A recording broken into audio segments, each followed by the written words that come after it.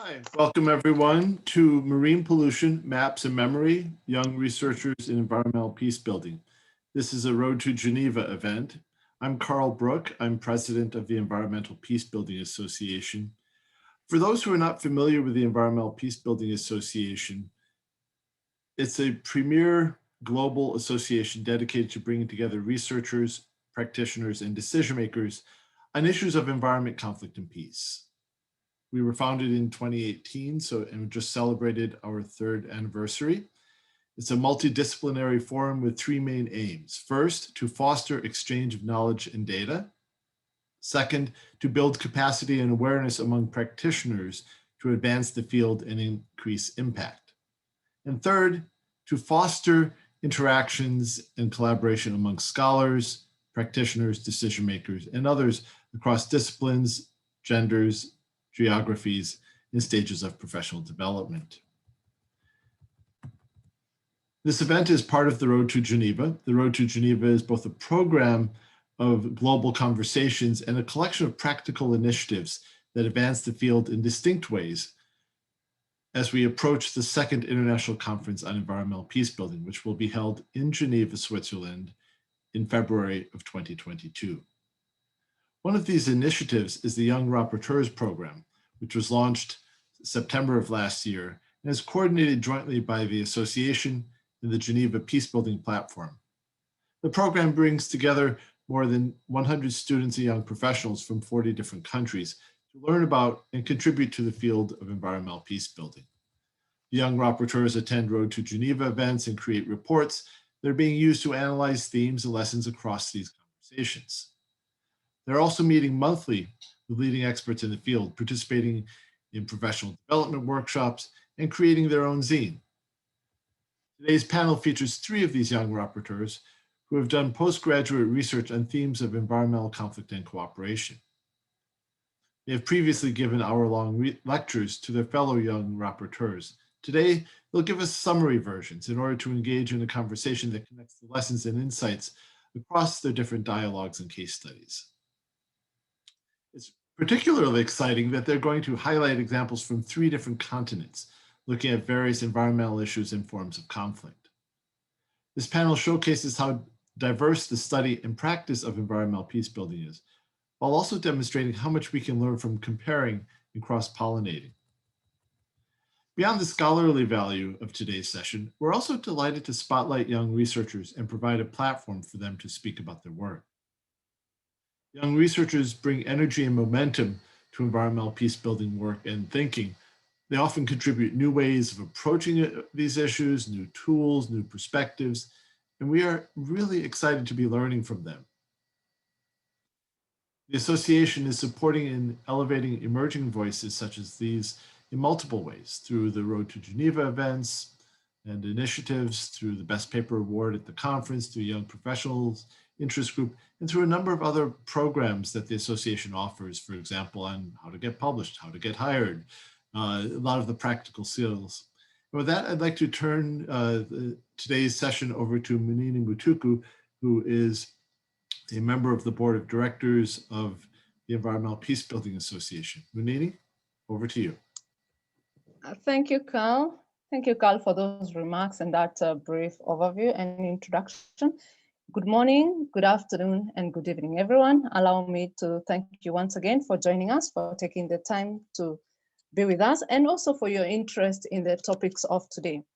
My name, as Carl says, is Munini Mutuku, a member of the Environmental Peacebuilding Association, and also a board member, African region, and I'm calling in from Nairobi in Kenya. The topics we'll be addressing today are part of master studies by 3 former students, as Carl has mentioned. We have Bria, who's calling in from Sydney, Australia, Maddie calling in from Cali in Colombia, and Anna calling in from New York in the USA. Bria White will be presenting on legal protections for the environment in relation to armed conflict, FSO CEFA, and the Yemen civil war. Then we have Maddie Vorva, who will be presenting on participatory mapping and land conflict, the World Bank Ombudsman, and Cambodia's Rataknakiri case. Then we will be having Anna Rosie, who'll be presenting on leveraging trauma for peace, integrating collective memory, and conservation planning in Colombia's conflict context. So before I invite our first panelist, allow me to highlight a couple of logistics. First, this webinar is being recorded, and if you wish to view it again, you will find it on our YouTube channel, the Environmental Peacebuilding Association, but we're also going to send a link that will be shared so that you can also access it again.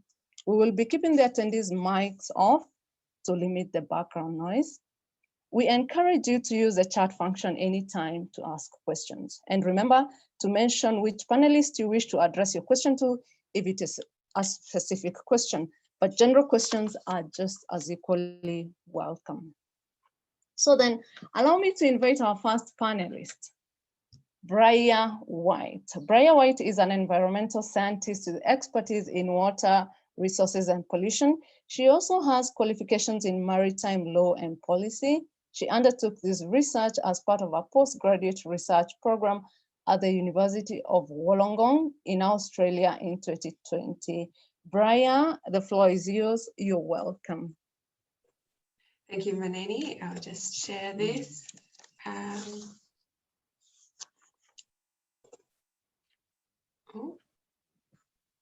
Not sure this is working.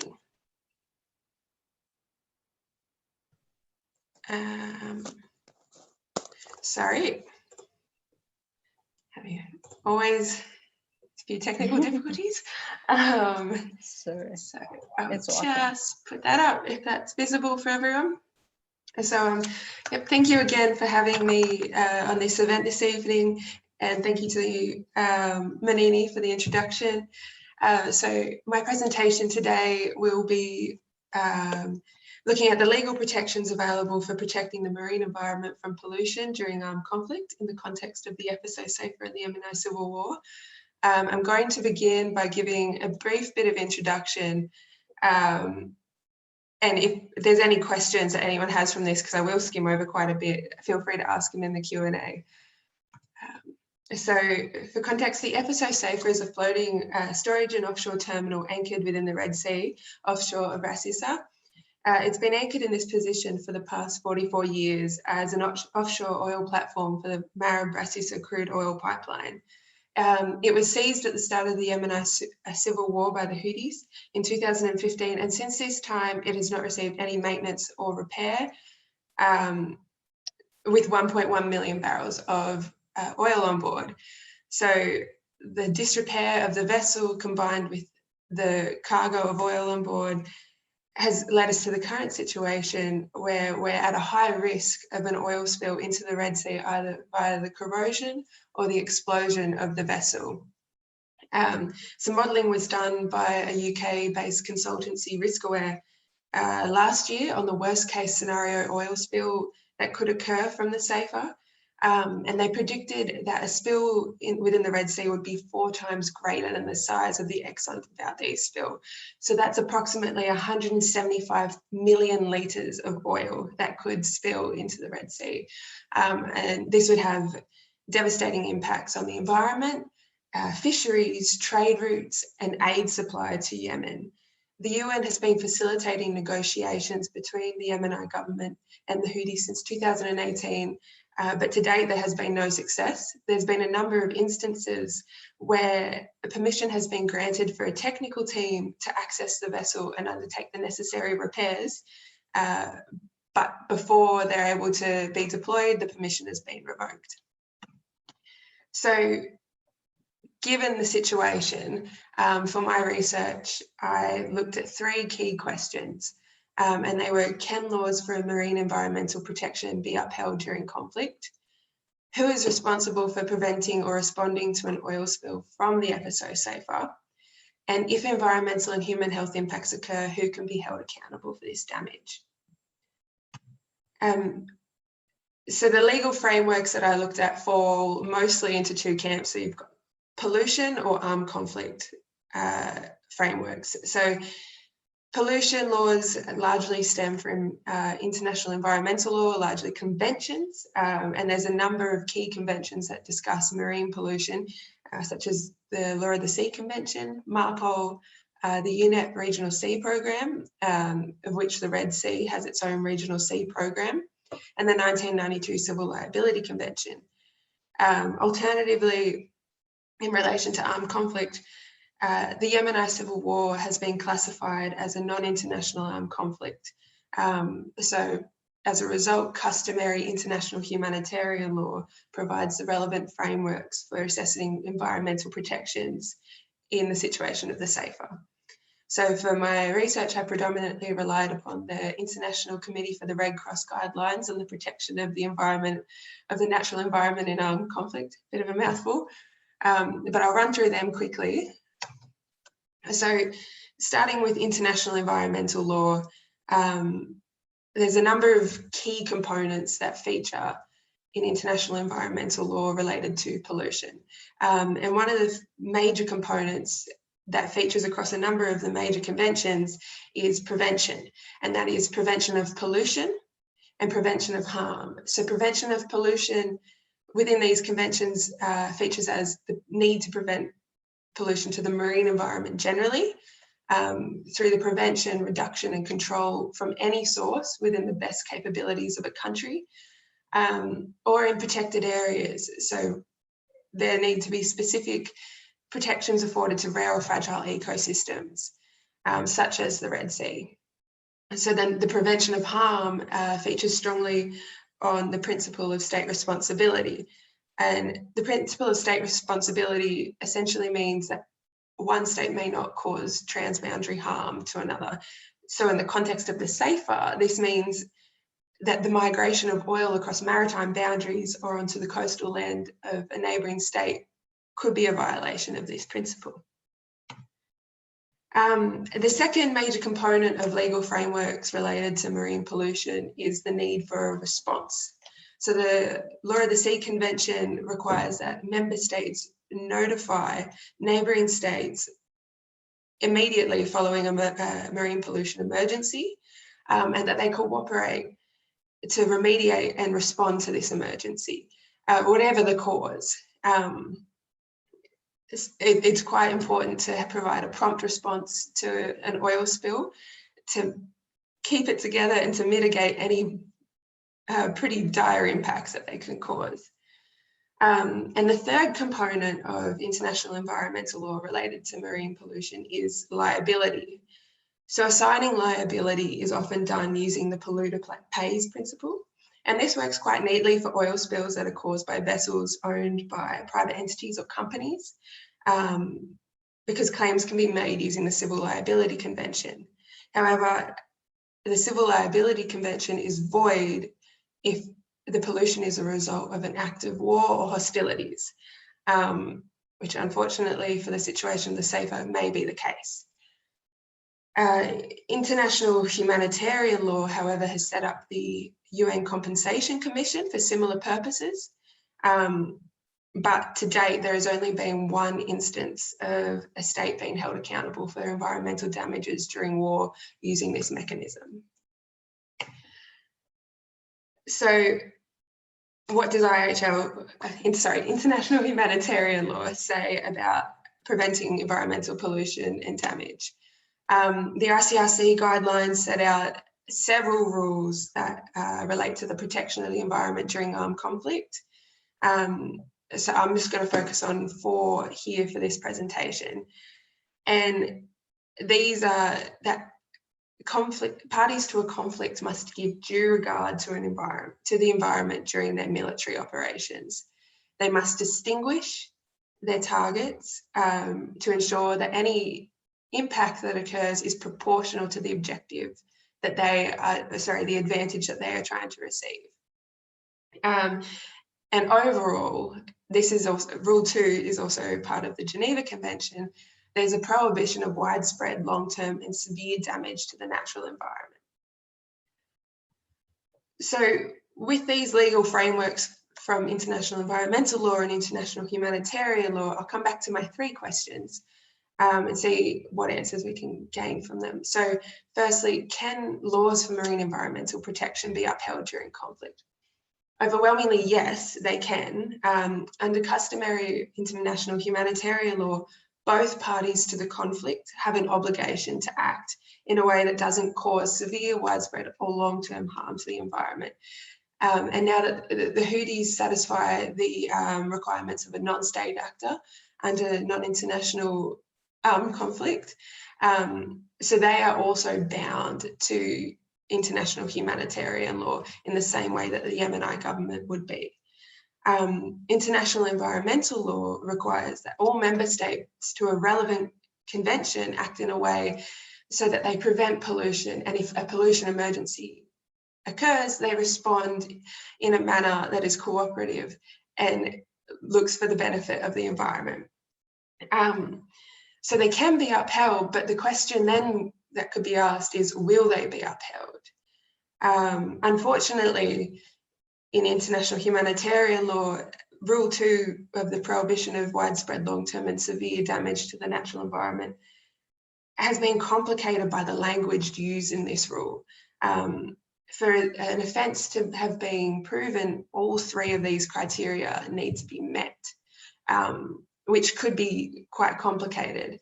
And it depends on what measures you use to determine the degree of severity, the degree of widespread nature or long-term nature of the impact. And there aren't really many precedents to set this on. So then in international environmental law, it's unclear whether the same obligations apply to the Houthis in upholding the convention law as does the Yemeni government. So the Yemeni government are the signatories for these major conventions, but there aren't any explicit statements within international environmental law on the role of non-state actors, particularly during conflict, and how they must respond to pollution emergencies. So this in part answers our second question on who is responsible for preventing or responding to an oil spill from the SAFER. As I said, it's ambiguous whether there is an obligation for the Houthis to respond in a legal sense. There is an obligation for the Yemeni government to respond in order to preserve the prevention of harm, to preserve the principle of state responsibility. Unfortunately, though, there is a ceasefire that is active in the area where the SAFER is anchored. So should there be an emergency and the Yemeni government respond, there could be the opportunity that it would inflame tensions further between the two parties. Sorry, lost my spot for a second. Sorry, neighbouring states may also be requested to assist in a cleanup as per the Red Sea Regional Seas Convention. But furthermore, they might not want to either because of the existence of conflict in this region and not wanting to be involved in this conflict. So if environmental and human health impacts occur due to a spill, who would then be accountable for this damage?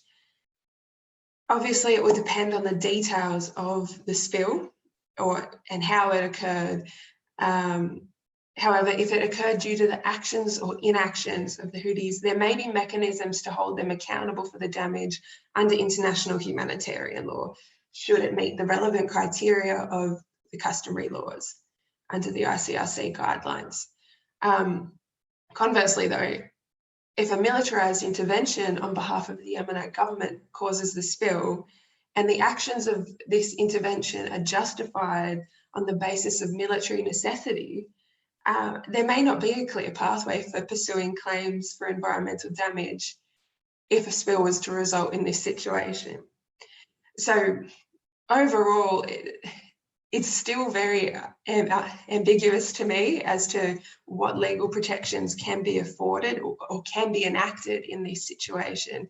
And I think the best response for the situation is that negotiations continue in a way that a compromise can be reached and that the vessel can be salvaged so a spill can be prevented. Thank you very much for having me today, and I'm looking forward to your questions later on. Thank you very much, Bria, for that presentation. It brings out the question of laws, responsibility, accountability, legal protections, negotiations, human conflict in the marine environment. Thank you very much. We appreciate it. So our next presenter will be Madi Vorva. Madi Vorva will be presenting on participatory mapping and land conflict, the World Bank Ombudsman and Cambodia's Ratanakiri case. Madi Vorva is a sustainable supply chain certification auditor at SCS Global Services. And prior to joining the SCS, Madi graduated from the University of Cambridge with her Master's of Philosophy in Environmental Policy. Her dissertation research evaluated the impact of participatory mapping in land dispute mediation. Madi, welcome. The floor is yours. Thank you. Thank you so much, Munini, for that introduction. I'm very happy to join everyone this morning. Let me just share my screen very quickly, share a few slides. This dissertation research was conducted in 2019, so it's been a bit of time, and the case is still ongoing that I did research on. So it's interesting to see how it's developed. A little about me. So my interest in participatory mapping really stemmed from an internship I did at Esri, a GIS software company. And we think about maps and geospatial data as very high tech. So I was interested, well, how are these tools applied at community levels around land conflict? And I'd spent time in Cambodia prior to this research with Mutuku, who's a democratic opposition leader who has since been exiled from the country, but who is a leading voice for land grabbing victims there. A little bit about Cambodia's context. From 2009 to 2013, their prevailing development strategy was through economic land concessions, or ELCs, where corporate beneficiaries were granted state land for up to 99 years to pursue agriculture or mining operations. In many cases, this state land wasn't empty, it was occupied by many communities, primarily indigenous communities, of which Cambodia has 28 distinct ethnic minorities who identify as indigenous. And so many scholars categorize these ELCs as part of this global land grabbing phenomenon, where international financiers are divesting smallholders and communities from their territory. And so my case study takes place in Ratanakiri province in northeastern Cambodia. Has the most documented land disputes of any territory, and 70% of the population there identifies as indigenous. And I was looking at a land dispute between 17 villages and Hangaj Lai, or Hegel, which is a Vietnamese rubber plantation company that received investment from the IFC. And in 2014, NGOs filed a complaint on behalf of these communities to the World Bank's Compliance Advisor Ombudsman, which is this independent mediation branch of the World Bank and IFC. Their aim is to facilitate mediation between project-affected communities and international companies who invest in those places to try to find compensation or an agreement around unintended impacts of investment. And so this was really held up as a landmark case in the country.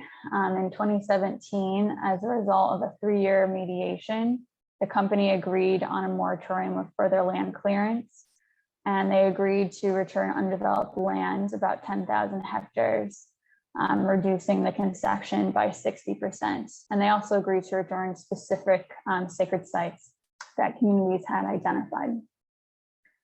My research questions were looking at, well, how did stakeholders utilize participatory mapping in the mediation?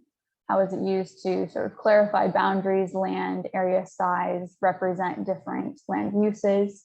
And then specifically, what are the benefits and limitations of this tool for land conflict conceptualization and resolution, especially pertaining to the needs of participating indigenous communities, because unique to indigenous peoples, land is often collectively held.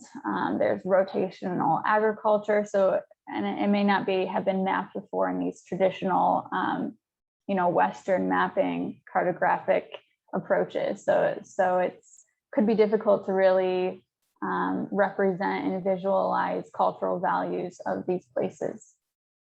My research was, again, case study construction, and I interviewed NGOs involved as advisors to these communities in the case, as well as mediators who were involved. There's a range of NGOs from international human rights groups to youth, indigenous organizations, and community groups in Rantanakiri, as well as land rights activists.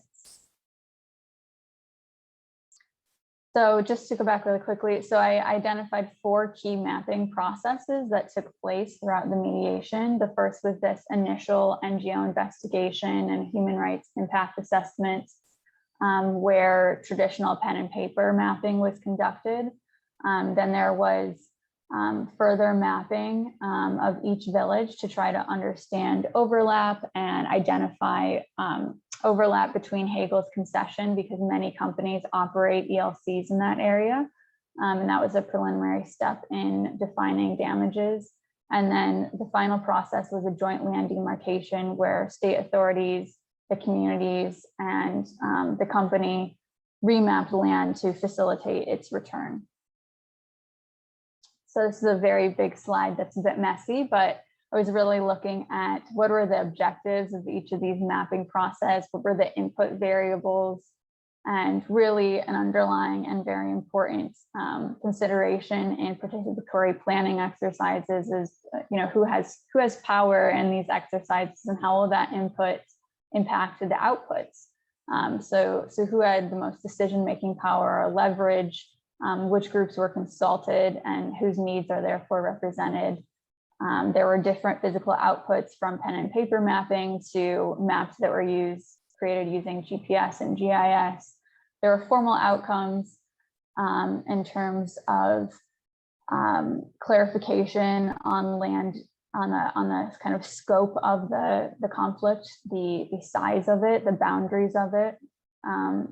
For example, there was clarification that of the 17 villages, in fact, only 12 villages had attributable damages. 3 villages were not actually within Hegel's boundaries. There were also more informal outcomes in terms of trying to build a relationship that was pretty much non-existent between the community and the company, understandably. But in terms of increased transparency and information exchange, whereas boundaries, that information wasn't really communicated. So here's a final map output. It looks simple, but this is the result of many years of negotiations and field missions. It's a Disney map, but you can see the boundaries of the villages. In the light gray area is the original concession. The darker areas are the remaining concession. And so it's decreased by 60%. Over 10,000 hectares were returned, and various sacred sites were also mapped for return as well. So part of the benefits of using this tool was to allow clarification of community understandings of environmental and cultural damages, and to develop a shared understanding of the conflict between the 2 affected parties.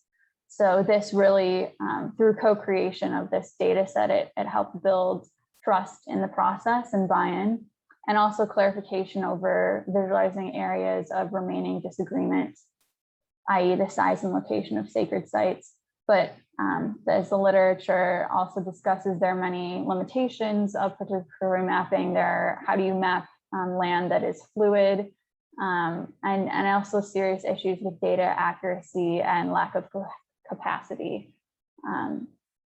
Here's an example of one of the original village participatory maps in which elders and youth and various stakeholders within the community were consulted to identify how they use various pieces of land, cultural values of those places. But really the common theme was that a mapping output really doesn't represent the full value, cultural, ecological, spiritual value of these places. as well as when there's no baseline data, for example, on things like water quality or original forest cover, it's very difficult to assign attributable damage. And so how do you rectify long-standing conflicts here? In terms of conflict resolution benefits, there were these more informal positives. So the actual process of presenting their maps was described as very powerful by mediators and the NGO advisors. This is the first time that communities were given a platform and the space to really present their perspective on an equal playing field, where both stakeholders have different and a very unequal power in the general, development context. And it also was the means by which the state authorities participated in the mediation. Unless state authorities were present at these joint demarcation mappings, then the maps wouldn't have been deemed valid. So it was very important to have their involvement in this process. And finally, the applicability for communal land titling. Could these maps be used to for this process? And under Indigenous land law in Cambodia, communities have the right to communal land, but the efficacy of this law is quite questionable. There are questions again here on how costly this was, time consuming. This was a multi-year negotiation, and also limited participant group size resulted in low gender diversity. So concluding thoughts, it was interesting to learn about the mediator's priority for gender equality in the mediation.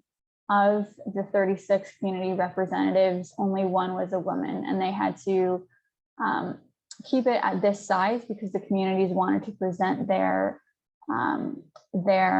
demands all together. And so when you think of 36 people on one side and company representatives and NGO advisors, a mediation table gets big quite quickly. So it really puts this tension here between legitimacy and local ownership of the process and defining the participants, as opposed to this external priority for gender equity.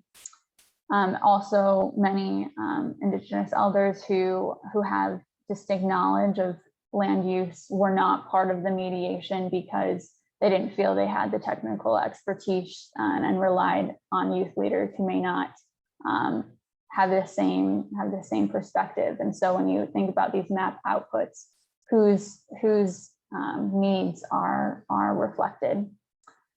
And so I think not surprisingly, these are important tools, but needs are critical, and the underlying sort of political leverage is also just as important, because outputs are great, but the underlying focus on using it as a means to legitimize their claims was even more important than the tool itself. Thank you. Thank you very much, Madi, for that presentation, bringing into light the issues of land, mediation, players who are within the community settings. We are talking about companies, development agencies. You brought in indigenous peoples, which was very interesting, people participation, gender, technology, and even competing land use priorities between the local, the national, and the companies that we have seen. Thank you so much for that. The next presentation will be from Anna, the last but not the least. Anna, in August 2020, graduated with her Master's of Science in Environmental Studies. She was focusing on collaborative governance and conflict resolution. Most recently, Anna volunteered with the Environmental Peacebuilding, the Colombia Arc series, which culminated in March. Anna has a master's certificate in peace building from Los Angeles University and a Bachelor of Science in Environmental and Natural Resource Economics. Anna, the floor is yours. Oh, you're welcome. Thank you very much. Sorry about that. And thank you for Bria and Maddie for joining me on this panel. Give me 1 second.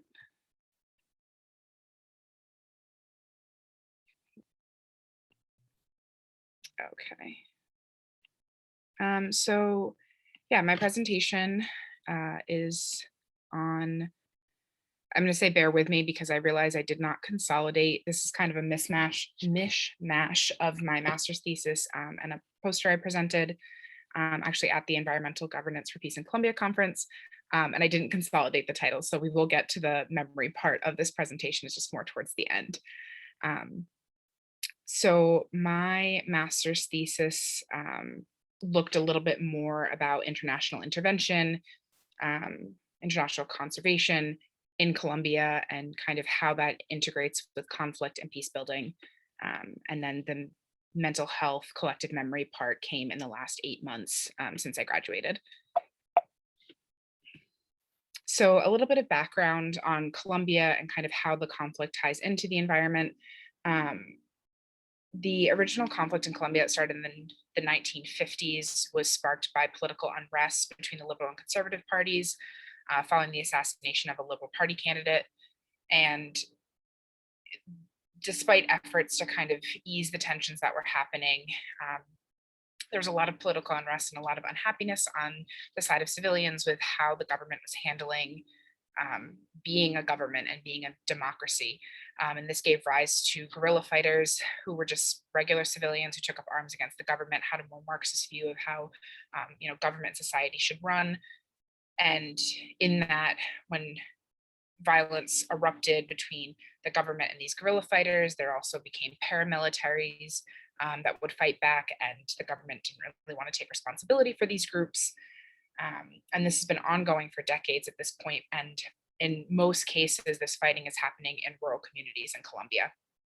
And it's having an extreme impact on agriculture and conservation and deforestation in those areas. And in that case, livelihood of people who need this land for production purposes. And in addition to just the conflict itself, in terms of the violence affecting these people, it's also led to a really big increase in land grabbing. As I said, land is a huge source of production in these rural communities, and that can be seen as a funding source for this violence and conflict. And so a lot of the land has been forcibly taken by guerrilla groups, paramilitaries. People are being displaced. Colombia has the second highest rate of displacement in the world, internal displacement, I think right after Syria, and it's like within 100,000 people. And when this displacement happens, not only are people being either displaced to urban areas where prior they were making a livelihood off of agriculture and are not having a government support this transition to an urban lifestyle, the reallocation of land in Colombia has been less than ideal. In 2016, there was a peace agreement that was ratified, and kind of one of the main points that kind of filtered through the other points was this idea of land reallocation, giving people back their land, especially for Indigenous and Afro-Colombian groups. But the government hasn't really followed through on its promises. Colombia also doesn't have a legal land tenure system, so land ownership was reliant on, this family has been here for decades, and their neighbors have been here for decades, and their neighbors can vouch for them having been here for decades. And because of this increase in displacement, there isn't a way for communities or people to reclaim their land, and therefore the government can come in and say, you have no legal right to this land, and it's ours, and oftentimes is either used for internal production or sold to international organizations for production.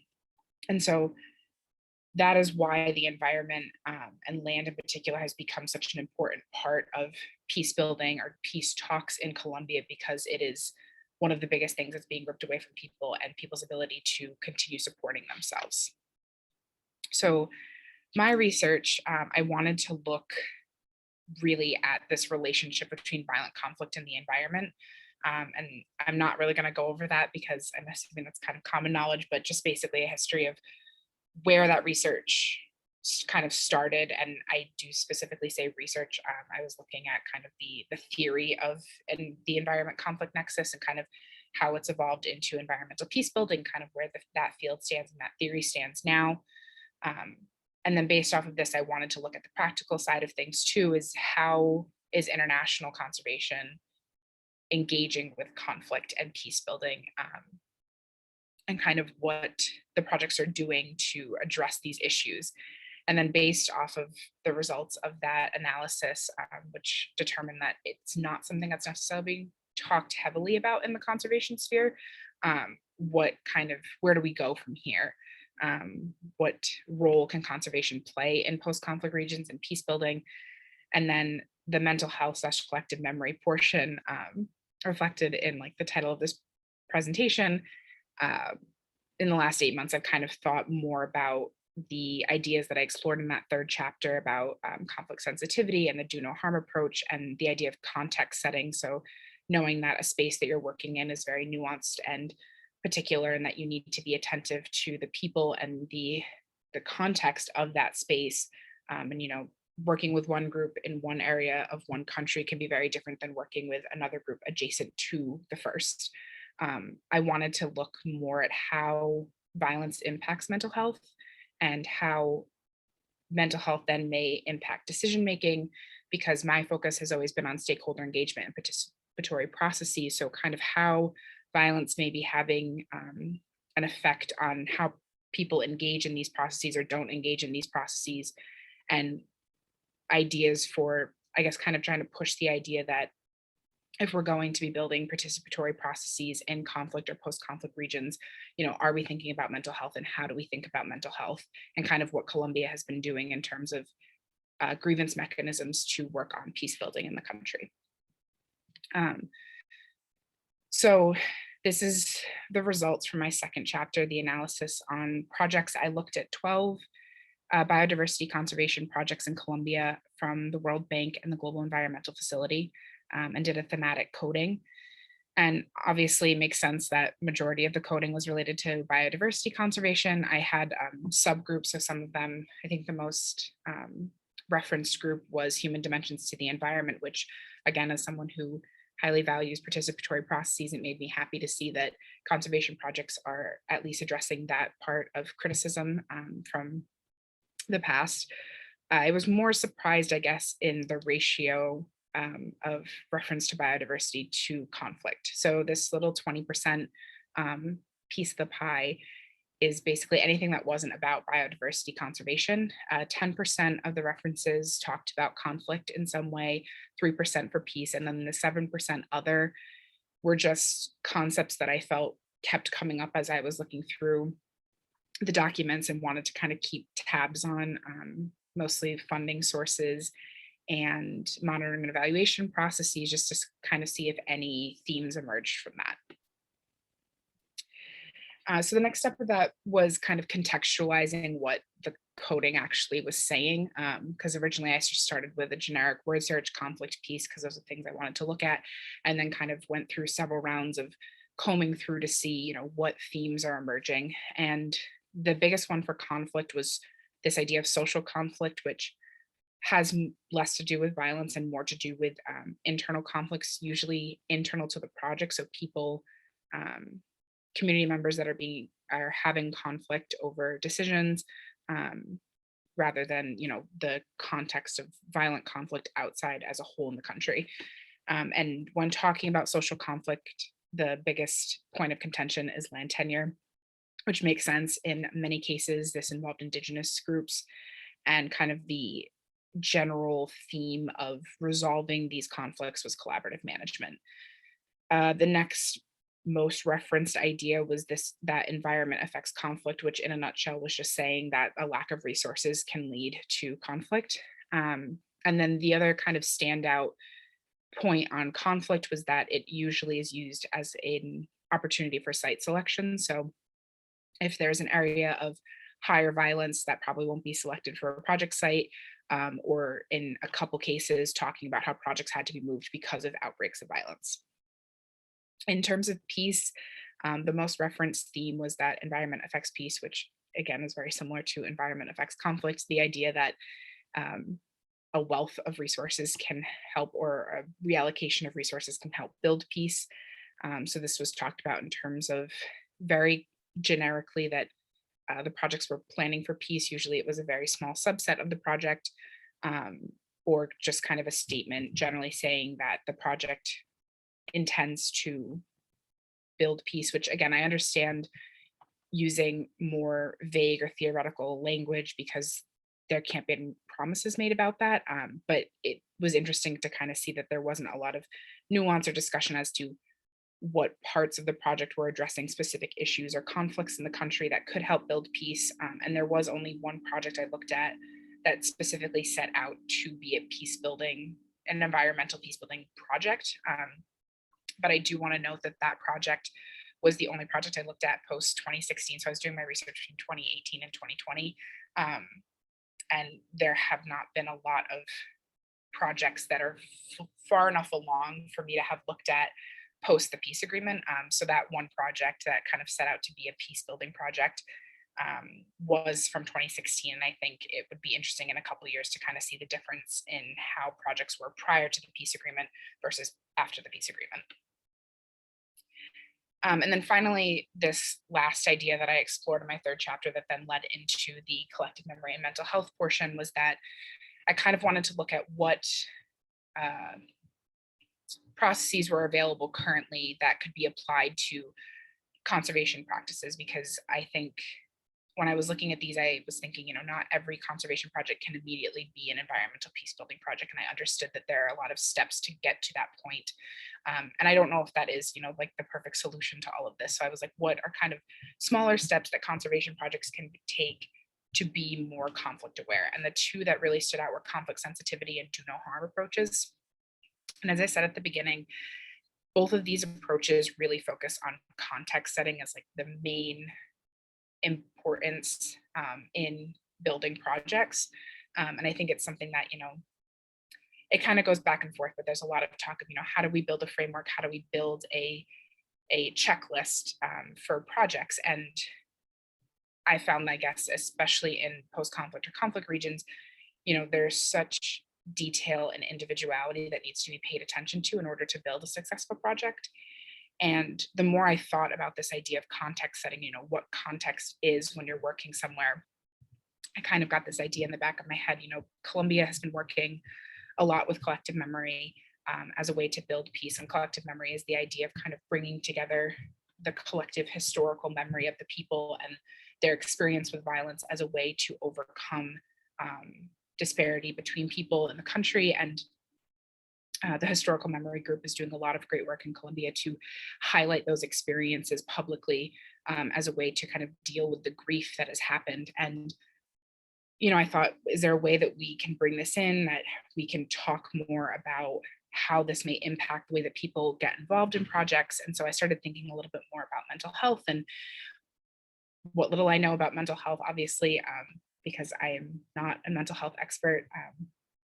But wanting to look a little bit more at, mental health impacting decision-making. And when you're focusing on these participatory processes and environmental decision-making, does the impact of violence on mental health have an effect on how people engage in projects and the decisions that they make, rational decisions? I have an economics background, environmental economics background, and we talk a lot about building projects based on rational decision making. And I always had kind of an issue with that way of thinking, because I thought, well, what I think is rational, is rational to me because of the context I live in, and what's rational to another person and another part of the world is different because of the context that they live in. And I think it's just something I wanted to bring attention to in my poster as a way to talk about, what is rational decision making when we're building these programs? Are we thinking rationally as an international body? Are we thinking rationally as someone who's been has generational trauma from an ongoing violence in their country, and kind of how we address that as an issue that needs to be dealt with before people can even think about engaging in environmental discussions. And especially, I think, when mental health can be such a taboo subject, it's important to make sure that if we want interdisciplinary projects to be successful, we really need to think about all aspects of what could be influencing the project that is being built. So again, very preliminary research on the mental health as context setting idea, but something that I think has a lot of value in the future of environmental programming. So yeah, thank you. And I am excited for the question and answer.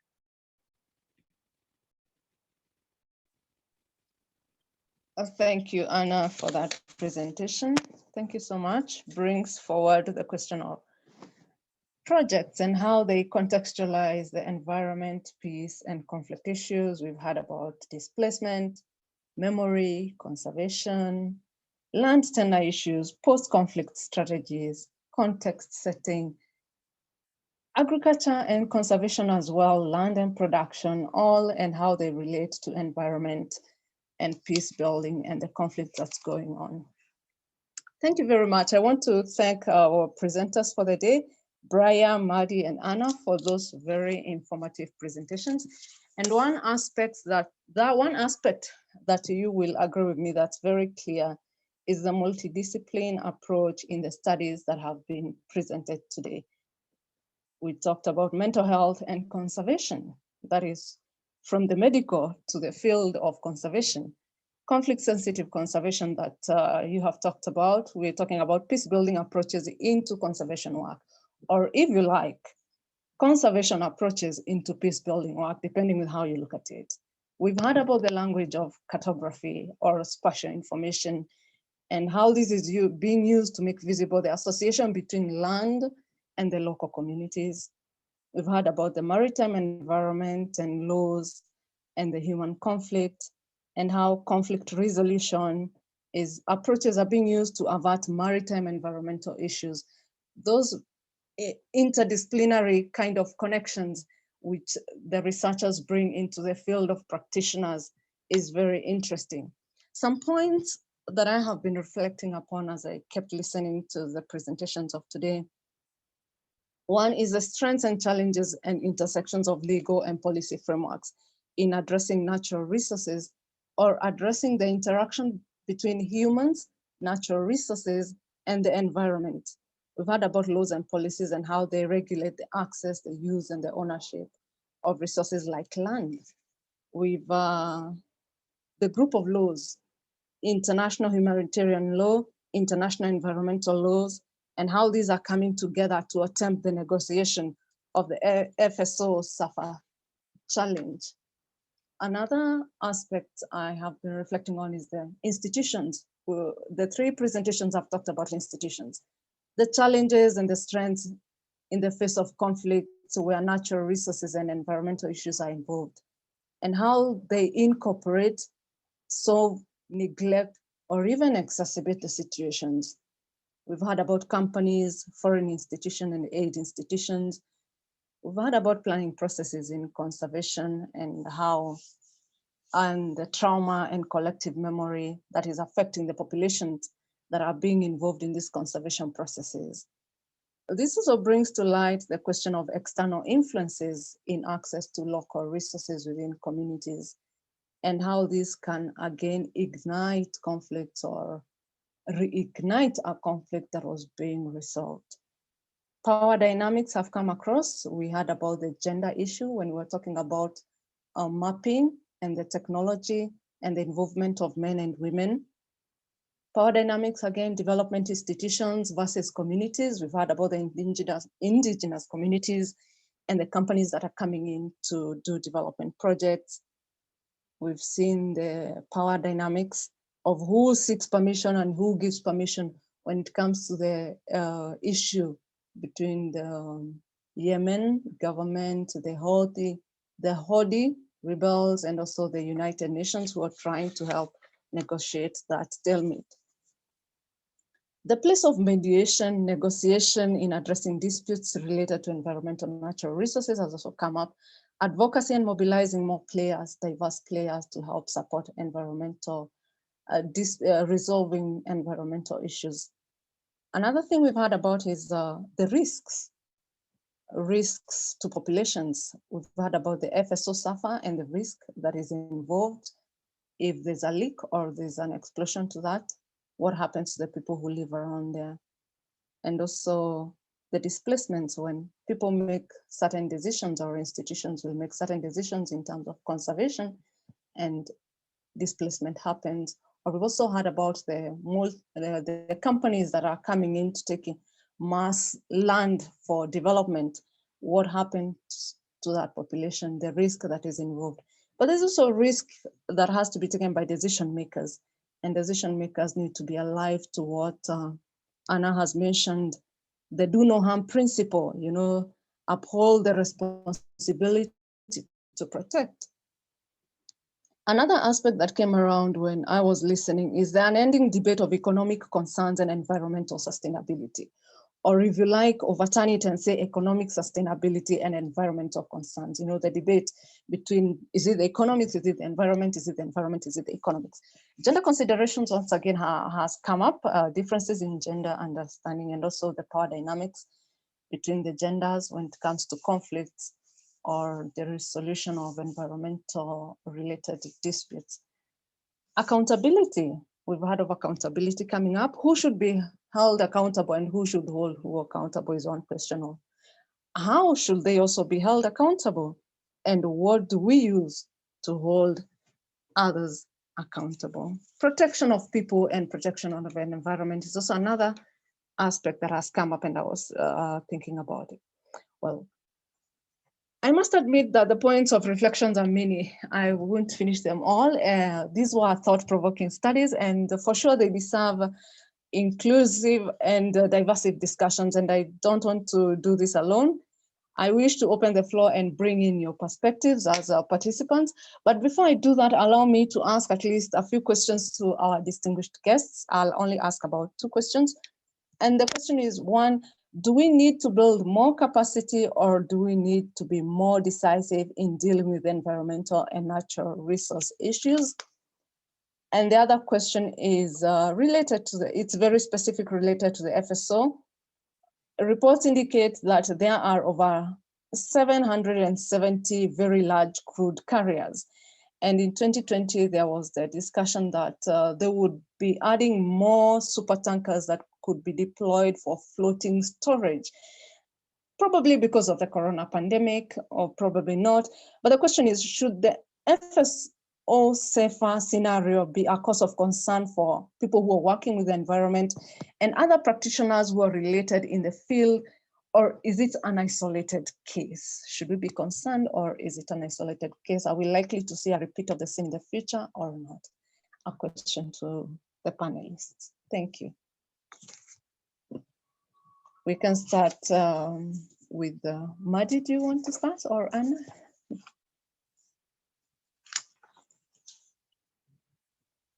I'll take a first stab. I think your question around capacity and accountability is really interesting. I mean, a key theme is sort of what do you need to do when a dispute has already arose versus how do you prevent that conflict in the first place? And participatory mapping is a tool that can be used in both conflict prevention and conflict resolution.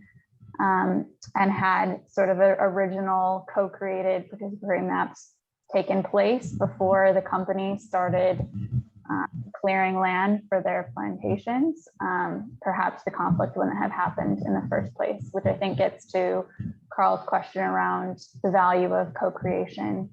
But there are different mapping tools which require more or less technical expertise, and there needs to be clear objectives identified in a process before the right tool is selected.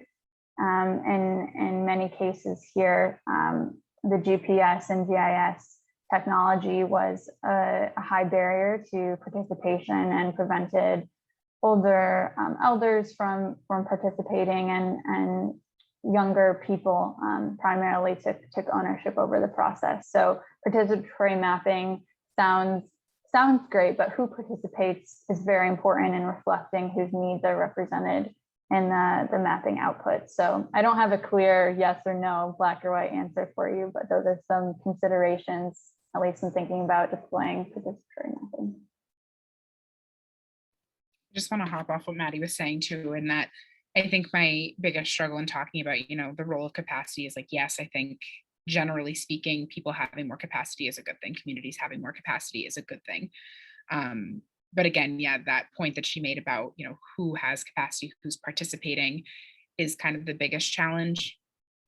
And thinking about how we overcome that, I've gone a lot back and forth about, is it better to do a project where, there is some capacity building, but it might not be the best capacity building, or to not do the project at all. And kind of that's where I struggle in deciding, do we hold back on doing projects until we can create, the best project, and what is the best project, and how do you involve people in those discussions in a way that is equitable and does build capacity when you, especially in my case, as like in the international scope, as an outsider, and maybe that is not a place for me as a researcher, and that's something I definitely struggle with and think a lot about, but is probably, yeah, again, not a yes or no answer, but I think generally I'm more on the side of capacity is a good thing if it's done well, and I don't know if I know how to do that well enough to do it large scale.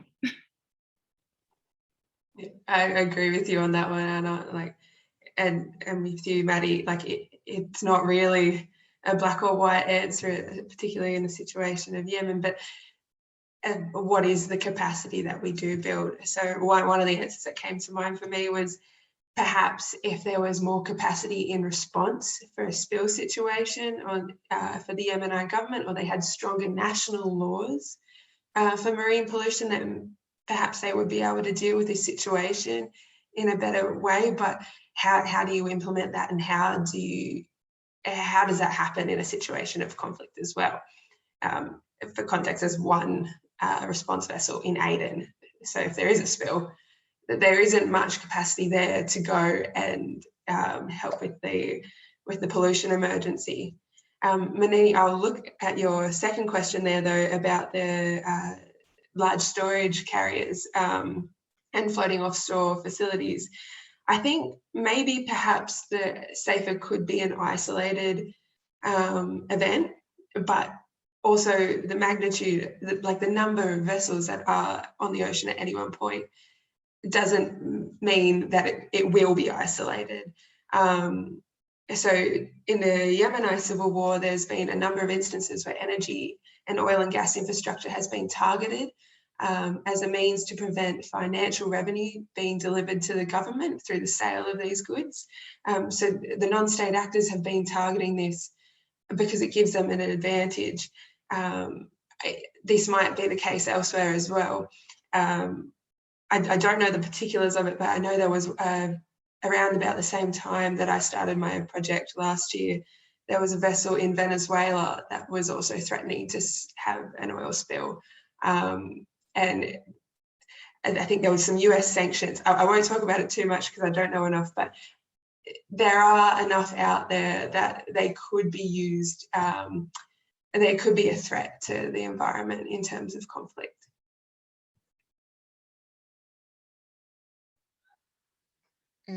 Thank you very much. So I open the floor for questions. Do we have any more questions for the panel?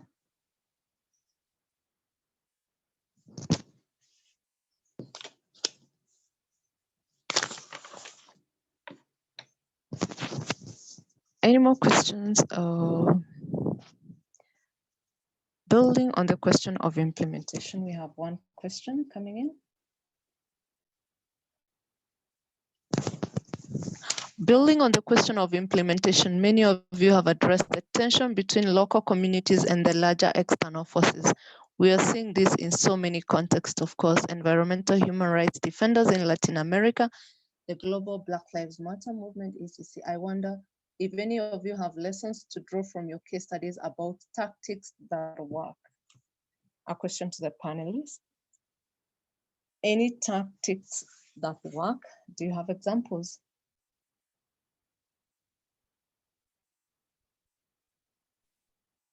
I guess I'll start, and I guess, again, my answer is I don't know.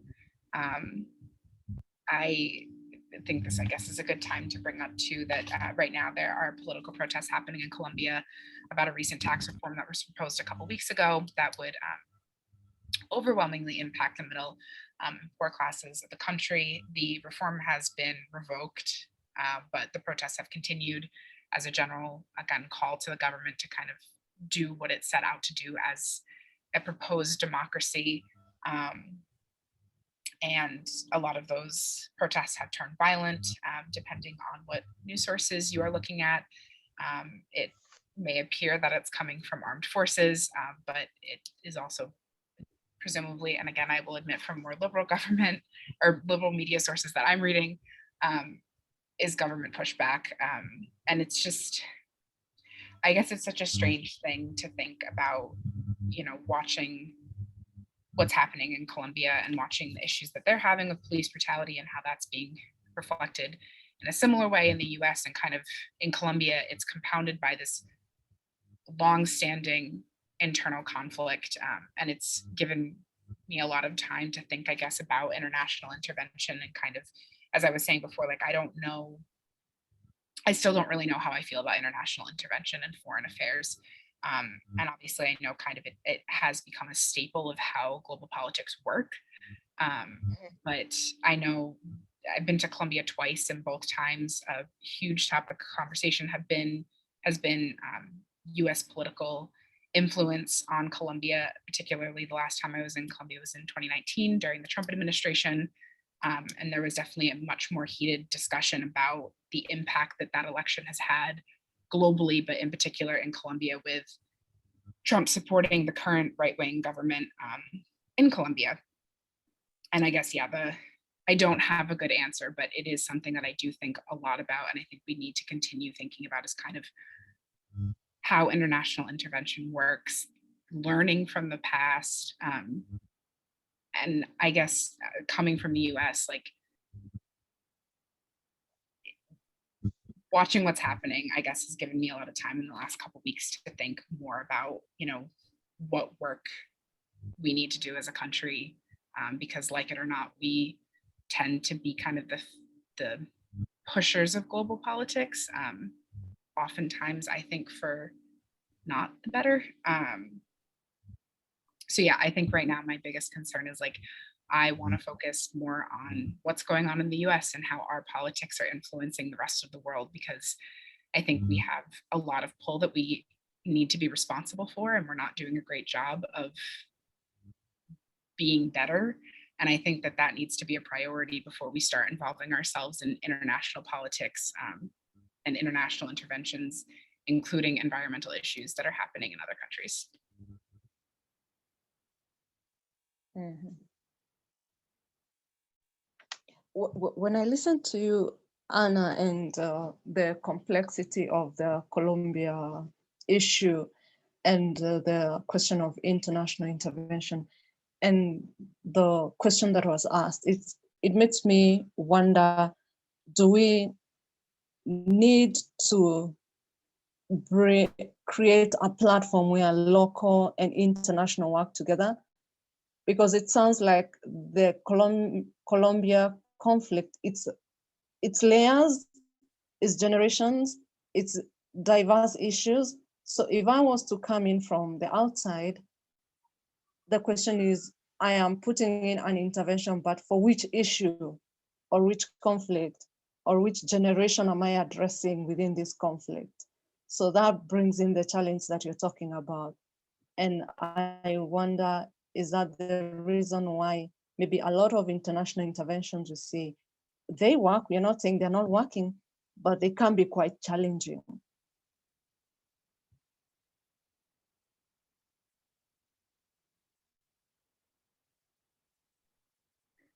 Yeah, I'll just build on what you said in terms of creating platforms or ways for the international and local to actually exchange and engage productively. I think back to the question on implementation, the mechanism that was used for communities to bring their case to the company was an international mechanism, not a legal or jurisdictional approach. It wasn't a court, it's a voluntary mediation ombudsman office that exists at the World Bank. And when I interviewed NGO advisors about why they chose this institution, they said, well, we tried we tried the court system in Cambodia. The case was largely dismissed. And this is not new for our case. This is very typical for land grabbing scenarios. And so I think there was some frustration that they had to go to an international forum, but that was the only option for recourse.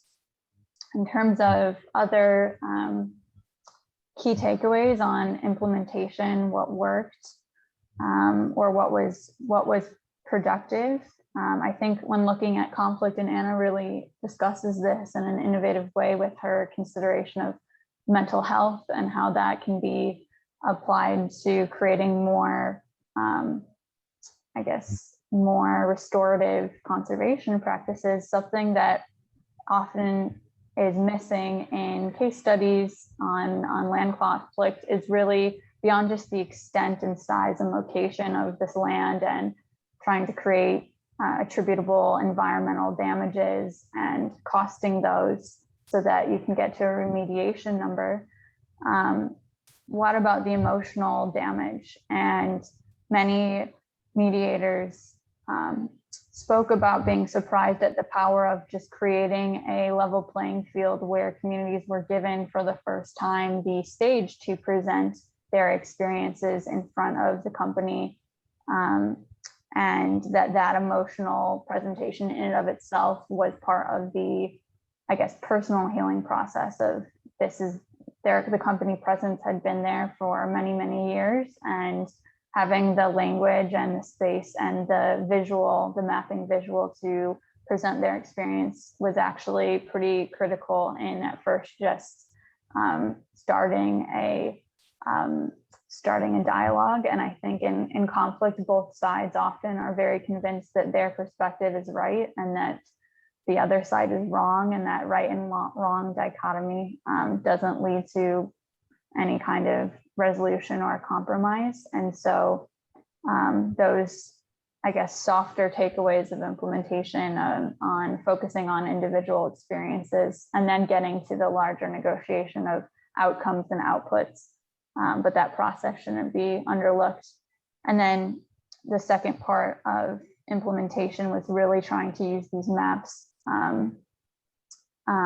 to get the state, provincial government to participate, because before that, the government, the provincial government had granted the economic land concession, and there were links, of the company investment to government authorities. So definitely serious conflict of interests.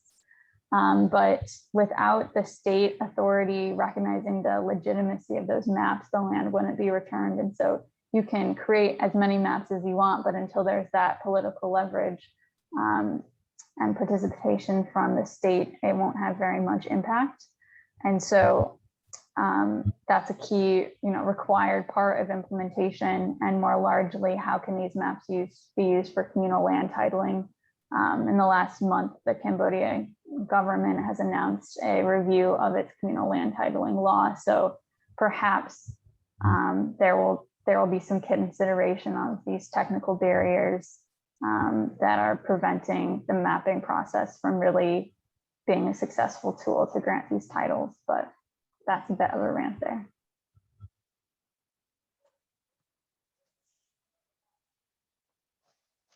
Thank you.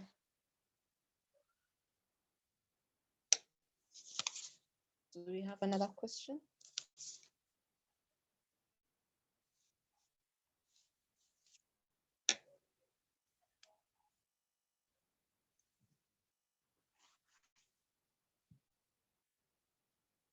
Allow me to ask a question to, was it Anna, on the mental health issue that she raised.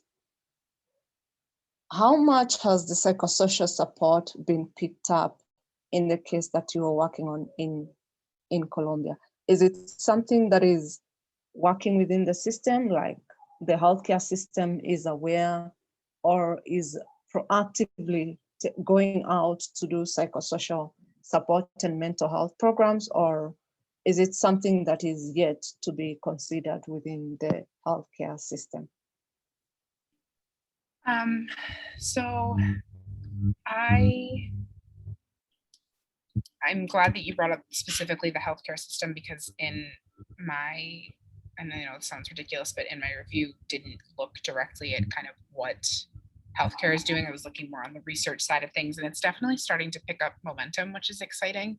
And kind of talking about how violence has impacted mental health in Colombia, and how in comparison to non-violent countries, or even just in comparison of like rural communities in Colombia that have experienced extreme violence versus more urban areas that may have not had direct impacts of violence, the difference in mental health, or the spikes in mental health issues that have arisen.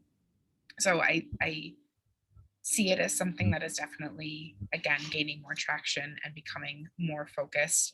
But from my understanding and the short bit of research I did, it's not really something that's being talked a lot about. And I mean, it's a very taboo subject, I think, globally. You know, it's very stigmatized, and something that kind of we push off to the side, or something that we don't talk about very publicly. And I know, at least firsthand, coming from a Hispanic community, that it's viewed as very much a weakness. And that was something a little bit I looked at, kind of was like the cultural implication of talking about mental health, and kind of having to overcome that cultural barrier as part of getting to even talking to people about their mental health. But yeah, I am happy to see that there is progress being made, and I definitely want to look into maybe less the research side and more the practitioner side of how mental health is being dealt with. But again, and even in just like the projects that I was looking at, there was a lot of like grievance mechanisms, but not grief mechanisms. And that was something, again, that kind of spurred that idea of like, okay, are we talking about mental health enough in these situations, and how it may have impacts. But I don't know if Bria or Maddie have looked into this or thought about this in any way, but or if it came across anything, because I think even in some of the other post-conflict countries that I've looked at, seems to not really be a frontal part of any of the discussions that are happening there either.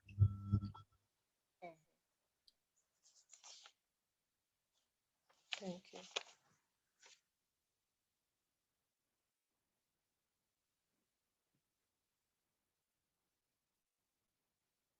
The themes of memory and mental health when it comes to landscape memories and mapping. A question to Maddie. Yeah, it's a good question. I didn't look specifically at this, but some of the critiques in the literature around community mapping and participatory mapping are, can these processes and a pen and paper map actually reflect Indigenous values, cultural values, landscape memories? And so in some cases, actually, one of the interesting outputs of the negotiation was a larger community investment in creating 3D maps and models of how the land used to look like. So like a landscape memory, so that younger community members who are often leaving to the capital, to Phnom Penh, to receive education and graduate and university training, when they returned, sort of that collective knowledge that elders held in terms of how land is used, why it's used that way, and sort of stories. Perhaps having a model could reflect that information in a different way. But I haven't really looked at the mental health aspect. So it's very interesting, but I don't know much about its application. Mm-hmm. Thank you for that. So our last question to all of you, now that I see we don't have another question. Where do you see your research going from here? You have very interesting topics, and you have actually done research on topics of issues that are currently happening and issues that continue to be discussed. Do you see yourself carrying forward with that research, or you're done?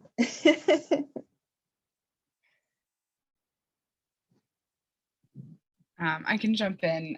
So what I ended up doing for my master's thesis was not what my initial intention. And then with COVID, kind of had to replan everything, just because talking with my advisors, it seemed a little bit,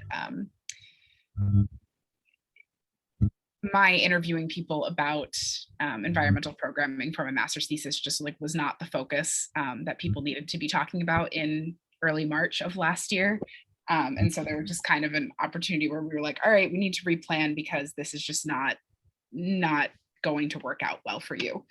And that was tough, but I definitely think that there's a lot of work that I would like to be doing. This all started with me wanting to be in Colombia, conducting interviews with rural communities about their perspectives on international intervention and community engagement, and kind of their perspective on how projects played out.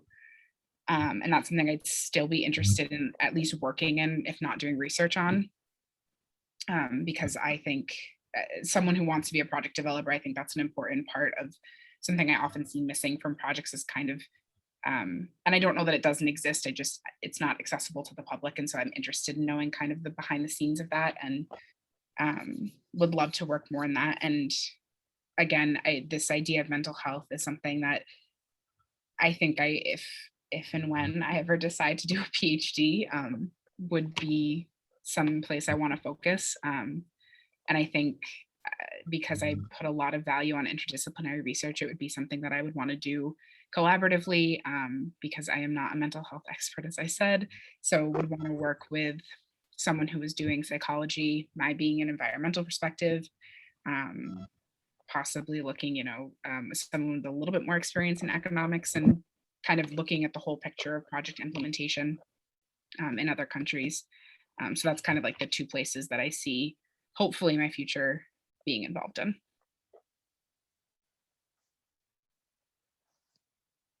Thank you,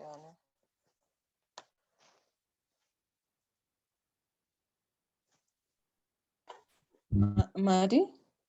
Okay, sorry, I don't want to interrupt anyone. Yeah, so I'm really interested still in this issue, both in Cambodia, and it's difficult context in that a lot of the NGOs I was interviewing have since been shut down since I interviewed them. There's been a serious governance crackdown on civil society there. The Democratic Opposition Party has been dismantled by the Prime Minister.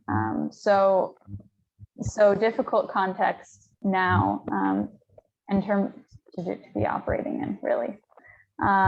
I think my interest in sort of the role of international mediation mechanisms, many of the larger international investment groups do have these kinds of informal mediation platforms. I think I'm interested in learning more.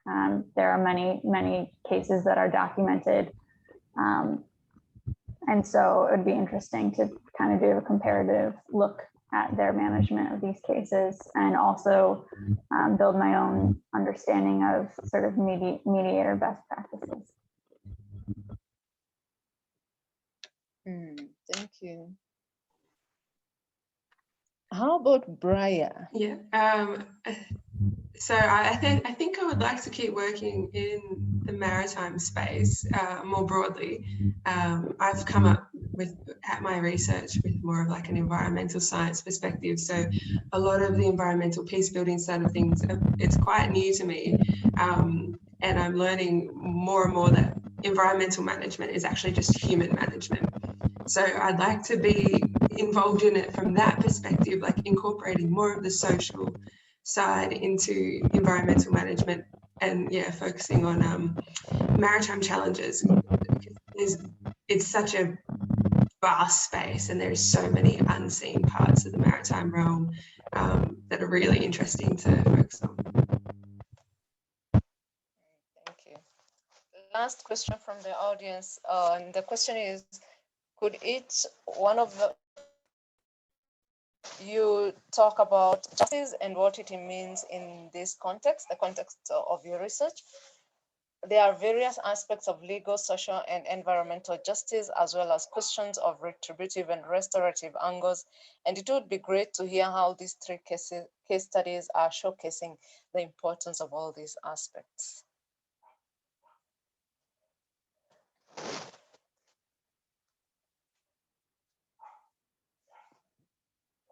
I will take a stab at this one.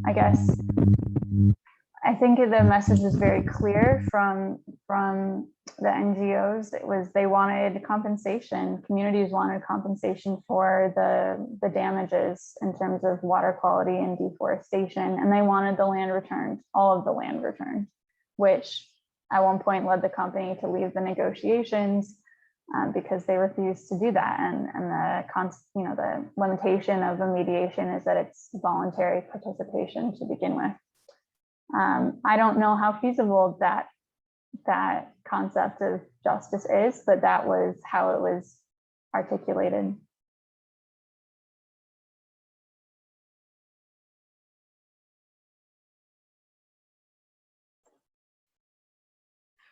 I think in the context of the SAFER,